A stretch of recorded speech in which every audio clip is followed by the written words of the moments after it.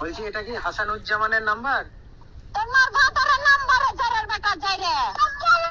কেন গো? জারের বেটা যারা তো লজ্জা লাগানো শরম লাগানো তোর মা ভাতারের মোবাইলে ফোন করছে।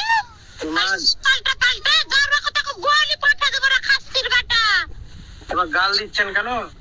তুই কেন ফোন করবি এই নাম্বারে ফোন মোবাইলে তোর মার ভাতার কিনে দিয়েছে? এ মা আপনার নাম্বারটাতে রিচার্জ নাই তাই জন্য বলেছি দিদি। কি স্যার রিচার্জ নেই? আপনার এই নাম্বারটাতে রিচার্জ শেষ হয়ে গিয়েছে। হ্যাঁ তো পয়সাটা না ভরলে সিমটা নষ্ট হয়ে যাবে। আপনারই তো ভালোর জন্য ফোন করেছি। আপনি আমাকে না আমার বুঝা ভুল আছে। একটা নাম্বার আমাকে খুব বিরক্ত করে জ্বালাইছে, তো অন্য নাম্বারে ফোন করছে। দিয়েছি, আপনি আমাকে কত গাল দিলেন বলুন তো? হ্যাঁ আমার ভুল হয়েছে।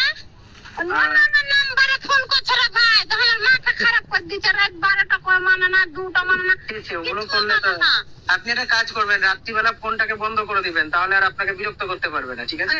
হ্যাঁ আর এটাতে আজকে একটা রিচার্জ করে নিবেন 75 টাকা দিয়ে। 75 টাকা দে। হ্যাঁ, রিচার্জ করে নিলে তাহলে কি হবে, আপনার এই নাম্বারটা বন্ধ হবে না, চালু থাকবে। ঠিক আছে। তুমি অফিসে করছো নাকি? হ্যাঁ, আমি ফরাক্কা অফিস থেকে বলছি। ফারাক্কা অফিসে না? হ্যাঁ, অনেকদিন রিচার্জ হয়নি তো, ওই জন্য কোম্পানি থেকে নাম্বারটা দিয়েছে, দিয়ে বলেছে যে কাস্টমারের সাথে কথা বলতে।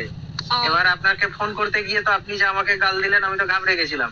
ও আমি একটা আলগা নাম্বারে ভাই ফোন করছে রে, কিছু মানে না, কিছুই মানে না। সব না, লোকজন খারাপ গো, কি বলবো। আপনি ফোন বন্ধ করে রেখে দিবেন রাত্রিবেলা। দেবে কারণ আমি একাই বাড়িতে থাকছি, আমার স্বামী কি বিদেশে আছে। তখন আমাকে একটা সন্দেহ ভাববে না যে তুই আলগা নাম্বারে তুই কার সাথে অত রাতে ফোন করিস না। ঠিকই তো, তাই তো, খারাপ ভাববে তো। দেবে ঠিক আছে, আমি কিছু মনে করিনি, আমি বুঝতে পেরেছি ভুল হয়েছে আপনার। তো আপনি একটা কাজ করবেন দিদি, আজকে একটু রিচার্জ করে নেবেন। হ্যাঁ, পয়সা ভরে নেবেন। ঠিক আছে, রাতে পাঠাবো। 75 টাকা আজকের মধ্যে করে নেবেন, না হলে